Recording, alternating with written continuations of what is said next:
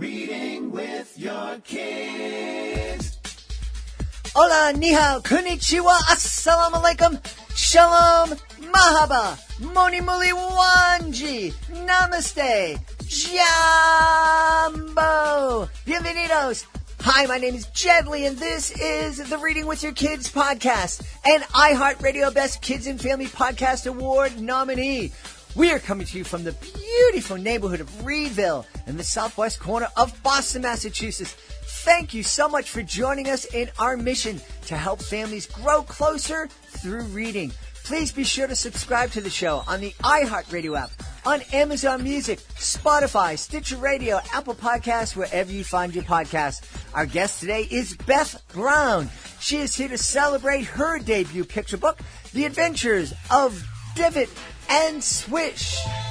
Before we invite Beth into the studio, we want to let you know we have a brand new Reading with Your Kids certified great read, Zippy Special Gift by Teresa Van Ryn. It celebrates uniqueness and kids in such a beautiful way. You know, letting children know that their differences are what make them special can be a challenging message to get through when the world is telling them otherwise. Hearing stories about characters who are different from the crowd can help. Zippy's Special Gift shows kids why it's okay to be different and let their uniqueness shine. The book follows the story of a young and playful zebra named Zippy, who had many friends like duck, owl, frog, dog, and monkey. But Zippy doesn't like her stripes, as this makes her feel different from her other animal friends. She tells her mom that she wants to look like her friends. Her mom explains that Zippy's stripes are her special gift and should be celebrated. She further tells Zippy that each one of us is unique and that all of her friends have special gifts too, special gifts that make them different from each other. Zippy's Special Gift by Teresa Van Ryn is a wonderful book and would be a wonderful addition to any family library. And we are proud to add it to our Certified Great Read Hall of Fame. Joining us on the line right now from Norman in Oklahoma. Really excited to speak to our guest about her book, Adventures with Divot and Swish. Please welcome to the show, Dr. Beth Brown. Dr. Beth, how are you? I'm amazing. Thank you so much, Jed. I'm really excited to have you here and to find out about these adventures with your really cute characters, Divot and Swish.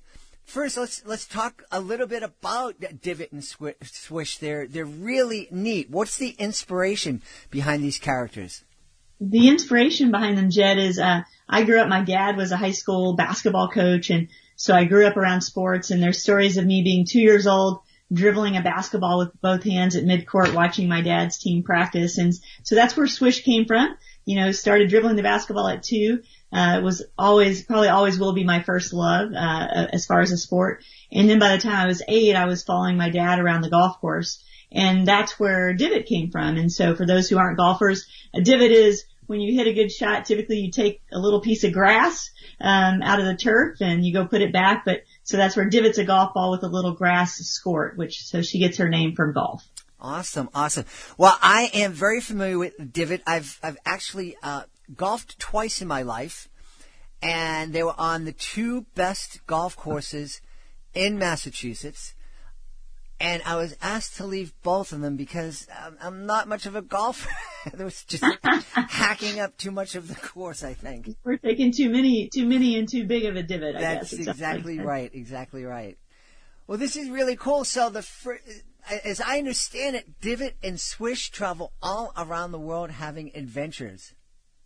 Absolutely, yes. Their first stop is in Costa Rica, and but they and there they meet Sammy the surfer, and he teaches them courage through the sport or activity of surfing. So this is just their first stop. They have plans to travel around the globe, and they'll meet a new friend and learn a new sport or activity wherever they go. And the key there is, though, they're going to learn a real life superpower, or adults, we call it character education through sport, but they're going to learn a superpower like courage or responsibility or kindness or teamwork as they travel the world. Now, I know for me, getting up on a surfboard would take a lot of courage, I think. Did this particular story come from a personal experience in your life? Yes, it did. A few years back, I had the opportunity to take a surfing lesson in Costa Rica, and so that is where the inspiration came from. And I believe, based upon this experience, that future books are definitely going to incorporate my own experiences, and that's kind of where the passion and the emotion and the reality, kind of that real world superpower comes from. Like, I really, really did have to have courage to take that surfing lesson. I was scared to death, and I just had a blast doing it, but I definitely had to get out of my comfort zone. Yeah. I think I've mentioned here in the podcast, my family and I had a trip to Costa Rica. If you have, I always love to encourage families to travel together and explore together. It's wonderful. And if you're looking for a place to go, Costa Rica is a beautiful country, and there's all sorts of adventures that you can have there. Absolutely. I would love to go back. I not only love the country, but the people there were so nice. That mantra, pura vida, the good life. I may not be translating that perfectly, but that was just the attitude there. Everybody was laid back. They were so friendly, and it's definitely on my bucket list to go back there again in the near future, hopefully. Yeah. And one of the things that I was really blown away with is, you're just, even in the city, we stayed in our base was San Jose, which is a very modern city, very big, and not as crowded as New York, but there's lots of folks there. But still, you're just 30, 40 minutes, depending on traffic, away from volcanoes and a rainforest, and a couple of hours away from either coast, from the Pacific or the Atlantic. That's something that blows me away. You could wake up one morning in San Jose and decide, do I want to swim in the Atlantic today or the Pacific? Right. It's a couple of hours each way. Yeah, I mean, I had so much fun there. I mean, the surfing was obviously a big thing, but one of my favorite things, we went, you mentioned the rainforest. We went on a guided tour, through a rainforest, and our guide was actually, either a current or former photographer with National Geographic. And so just the animals and all the creatures and things he was showing us, it was just really, really interesting. And I do remember there being lots of families. It was probably 20 or 30 people in the group walking along, and lots of kids, and he was really engaging with the little ones all the way up through us, the adults.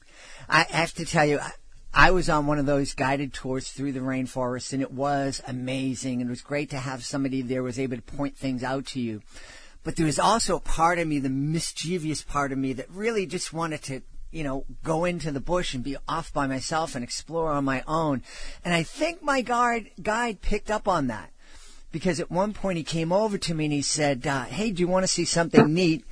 And he pointed down, he goes, lift that leaf up, just raise it up in the air. And I did. And there was a python sleeping underneath it. And he goes, they're all over the place. And I said, great, I'm going to stay with you. I'm not going anywhere.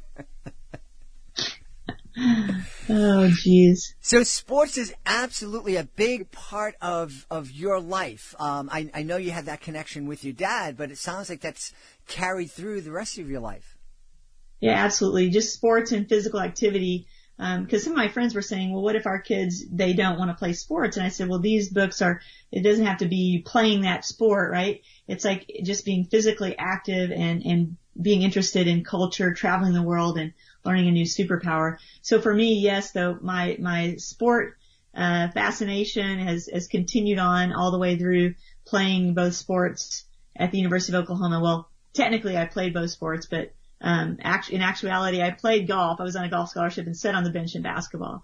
And then through my career, working, as an educator on a national level with the First Tee, which is an organization that uses golf, to teach life lessons. And then even now with my own, consulting business, doing a lot of work, my main interest, beside coaching people to high performance, my big interest though is getting the opportunity to, work with and be around coaches, educators, families, anybody who's doing anything to positively impact kids through sport and physical activity.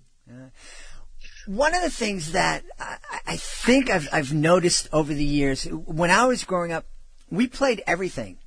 If it was summertime, we were playing baseball. If it was the fall, we started with basketball and hockey in the wintertime and football and you know, and it wasn't unusual, you know, someone else came along with some other kind of sport or equipment and we'd jump in and start learning that. I'm not noticing kids doing that as much. A lot of kids are really starting to specialize at a really young age. And I hear parents saying, well, you know, I want my kid to get a scholarship in college. He's going to be a soccer player or she's going to be a hockey player and get a scholarship. I don't know. It doesn't. I guess I can follow their logic, but I'm not sure if that's the best way to go with our really young kids. Right. Well, just from a mental, emotional, and physical health standpoint, you know, we know exposing kids to lots of sports and activities is going to help them not only with their psychomotor development, their physical development, but also with their cognitive and emotional development, giving them that broad aspect of experiences. So if we care about the health of our kids, we'll give them, you know, within reason, different opportunities that we can afford them. And then secondly, if parents really do want their kids to get college scholarships, there's research out there and lots of examples, more than not, that college athletes, particularly Division I athletes, typically play a variety of sports when they're younger. And so, more often than not, I mean, people can argue both sides, but more often than not, early specialization leads to things like injuries and burnout more than it leads to college scholarships. So I would encourage anybody out there listening to, you know, especially in those formative years, you know, 5 through 11, you know, allow your kids many opportunities to play. And a lot of what's driving the system it's a business, right? Of getting kids playing on these year-round teams, and parents and families are being asked to pay a lot of money, at least in my experience, to be a part of those. So there's a business driving that. And so, you know, it's up to the adults to be able to step back and go, hey, this may or may not be in the best interest of my kids. And they can start by asking the kids, why are you playing? Why are you doing this? I mean, that's a great question to ask kids at least once a year, if not more. And if we listen, if we pause long enough, sometimes we'll find out that maybe they're not doing it because they're enjoying it. They might be doing it for other adult reasons that, again, are going to lead to injury and burnout more often than not. Dr. Beth, are you telling me that there are adults out there with ulterior motives, that they're telling you to do one thing for your kid and that's best for your kid, but really it's just best for their pocketbooks?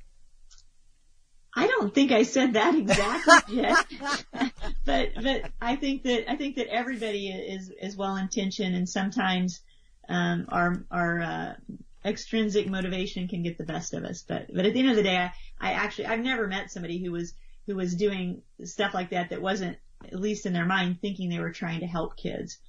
But sometimes the outcome is not ideal. Mm-hmm.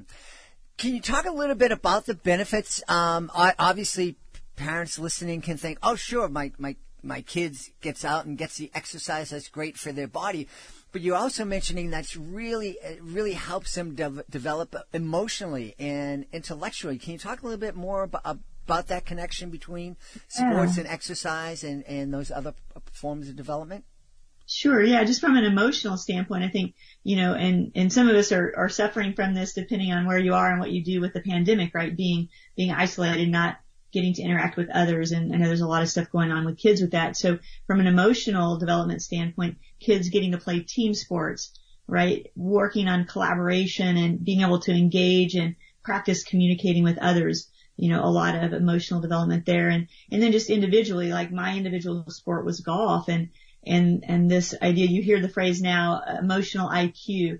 We'll think about a sport like golf or even like tennis, for example, how, you know, we have to manage our emotions. We're going to perform more effectively or better if we can handle those ups and downs and not get too high on the ups and too low on the downs. So that emotional management, regardless the outcome of a shot or a return of serve, we're going to be encouraged to develop that skill because it's going to help us perform more better, as some people might say. I would say more effectively. Mm-hmm. And then, you know, just from a cognitive standpoint, you think of a sport, you know, a team sport, you know, decision making, intellectually having to start to make decisions in terms of, where I go on this play, what I do when I'm in this defensive position, or again, going back to the individual sport like golf, just having to make decisions on what club to use, how far does it go? I mean, all of that, even in golf, there's a lot of math there, right? Mm-hmm. And so we could go on and on, but yeah, definitely lots of things out there on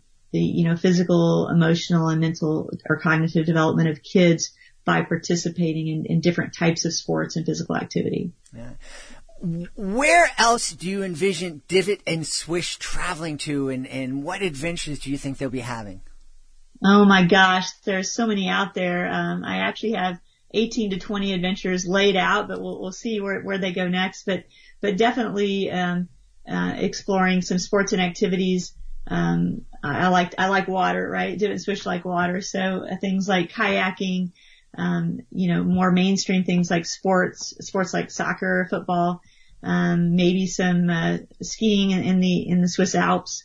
But then definitely developing superpowers, things like perseverance or grit, things like teamwork or collaboration, things like, responsibility, kindness, all of those things, all of those superpowers that we all have the capability within us. And so they're going to be traveling around. We'll see where else they go. Definitely, Costa Rica. There may be some places in the United States, but including for sure, Hawaii. They've already taken a couple of trips, to different islands out there. So I expect some adventures there. But who knows where they'll lead? That's part of, it's kind of like you don't know what the score is going to be at the end of the game, right? So that's why we watch. We don't know what the outcome is going to be of a tennis match. That's why we watch. So Divot and Swish, there's lots of possibilities. We'll see where they go. Hopefully they're going to be taking an adventure later this year. Yes, absolutely. I'm looking forward to getting back and taking some adventures myself. What was it that took you, being a children's author, it's kind of a detour for you. You were working with some really high, you're consulting with folks in really powerful positions, and writing a kid's book is something very different. What inspired that? Yeah, I've always had it in me, this idea, and I got to do it through the first tee, and so now the opportunity to do it through Divot and Swish on my own is exciting. This idea to really inspire families and kids to have fun. I mean, if we don't have fun, however you define that, it's different for different people. It doesn't always mean just laughing and giggling. It's like really, really truly engaging and enjoying what you're doing, being in the moment, where maybe you're learning a new skill and you just want to get better, and that element of having fun and just being more physically active, and then learning those life lessons through sports. This is where my real passion is. And so, and I've always had this story. It's been in me for a long time. It just took a while to come out. It's giving me that opportunity to interact with kids and families and educators and coaches and teachers and grandparents through Divot and Swish. So I'm kind of getting to live vicariously through Divot and Swish, if that makes sense. Yeah, absolutely. You've mentioned the word grit in our conversation, courage, going out and trying new things. There are a lot of parents out there that they love their kids so much. They practically bubble wrap their kids because they don't want their kids to feel disappointment. They don't want them to get hurt. They don't want them to feel frustrated. What could you say to those parents who are like, yeah, well, I understand there's advantages to doing different things, but wow, riding a skateboard, that's really dangerous. Playing a contact sport, that's really dangerous. I don't want my kid to get hurt. Well, a couple of things. One, there's like millions of sports and activities. So, if there are certain things that you're not comfortable with, totally understandable. We want to keep our kids healthy and safe.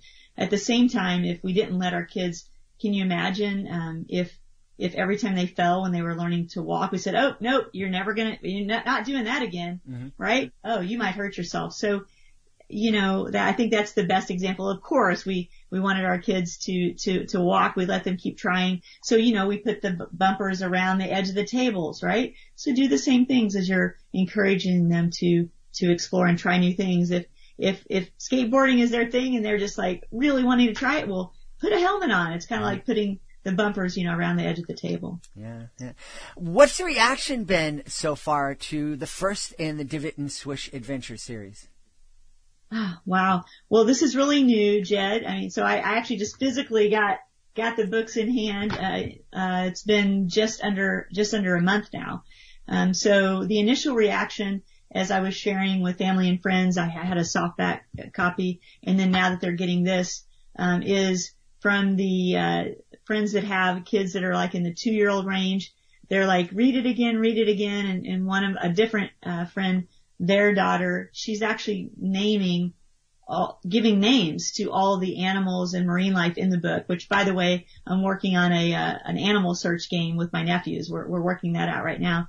And then all the way to, I have people sending pictures and videos, some people I know and some I don't, of their kids, just so excited about the book. One of the kids said something like, Divot and Swish inspired me, and they can inspire you too. And so it's just super, super meaningful, like people texting me or emailing me pictures of their kids smiling. Yesterday, somebody shared something on Facebook, and their child is been battling cancer. And so to see that young lady holding the book with a big smile and the mom saying, we can't wait to read Adventures with Divot and Swish, just that's why I'm doing this. And so I would say overall, the feedback has been super positive. It was funny. Last week I was, doing a virtual, I'm calling it not a reading because that's way too boring. It's a reading adventure with Divot and Swish. The kids were hysterical. They were asking all kinds of questions, super engaged. Like, where did Divot and Swish come from? How did they meet? And then we started talking about their pets. Their pets are coming out. So you'll see their pets coming sometime later this month. Divot, her pet is a dog named Callie, and she rescued her. She actually found her running down the fairway. Somebody had dumped off a bunch of puppies. And then Swish, his pet is Lenny the lizard. And, Lenny, actually Swish was kayaking, and Lenny fell out of a tree that he was going through some brush in his kayak. Lenny fell out of the tree into his lap. And so there you go. Lenny the lizard is Swish's pet. So, all of the interaction has been really fun. Like last week talking with these kids, they were actually helping create some new adventures and ideas for Divot and Swish, which was it was the highlight of my week for sure. Wow. That's really fantastic. And it shows that you're having so much fun with this, and you have so much passion for this. I'm really excited for you, and I'm really excited for all the families. I just want you at some point to take a minute to, I know as an athlete, you probably envisioned yourself out there performing, and thinking about the different shots you had to take on these different courses.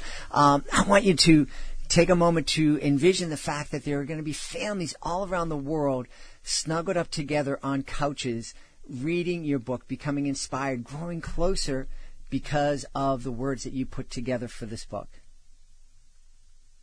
Wow, you just gave me chills. Yeah, that's the goal, and ultimately, hopefully one day we'll see Adventures with Divot and Swish cartoon series. That would be awesome. Well, I mean, the characters are just, made for that. They're very unique, and you absolutely can. I can absolutely envision them on the big screen or on my little device screen here. Tell everybody where they can go to find out more about you and more about your book. Great. Thanks, Jed. Yeah, they can go to adventureswithdivotandswish.com, or even if they just type in divotandswish.com, that'll take them right to the website. They can order the book there, and hopefully there'll be some other things there sometime soon. There are some free downloadable coloring sheets there as well. They can also, I know some people love Amazon and love their local bookstores, so you can actually order Adventures with Divot and Swish anywhere that you shop or that you like to purchase your book. So the advantage of going to the website, divotandswish.com, is that you can put in there if you want me to personalize a message to your nieces and nephews, kids or grandkids, and so I can definitely do that for you there. And that's really something that can be special for a long, long time. So I definitely encourage thinking about ordering a personalized copy of Divot and Swish. Hey, we've had a great time speaking with the author of The Adventures with Divot and Swish. The author is Dr. Beth Brown. Dr. Beth, thank you so much for being part of our show. Thank you, Jed. It's really an honor to be here with you on your podcast. Please be sure to join us for the next edition of the Reading with Your Kids podcast. Our guest will be Michelle Wagner. She will be here to celebrate Mickey on the Move, which is a Reading with Your Kids certified great read. You don't want to miss. This is a really wonderful conversation about family, about hearing loss, about cochlear implants, and how we can support our neighbors with challenges. That's the next episode of the Reading with Your Kids podcast. Hey, if you are an author of a fantastic children's book, you might have noticed that we just let you know that Mickey on the Move by Michelle Wagner is a certified great read, and Zippy's Special Gift by Therese Van Ryn was also just named a Reading with Your Kids certified great read. So you might be thinking, what's this certified great read thing all about? Well, in a nutshell, we have a panel of parents, teachers, and kids, and if they believe that a book is worthy of 4 or 5 out of 5 stars, it becomes a Reading with Your Kids certified great read. And with that status comes a number of really wonderful tools that can help your book stand out from the crowd of books that are published every single month. Do you realize that there are literally thousands of books published every single month? No exaggeration.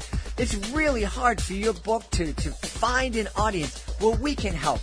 Go to our website, readingwithyourkids.com, click in the Authors Click Here button at the top of the page, scroll on down to Certified Great Reads to find out if this program can help your book.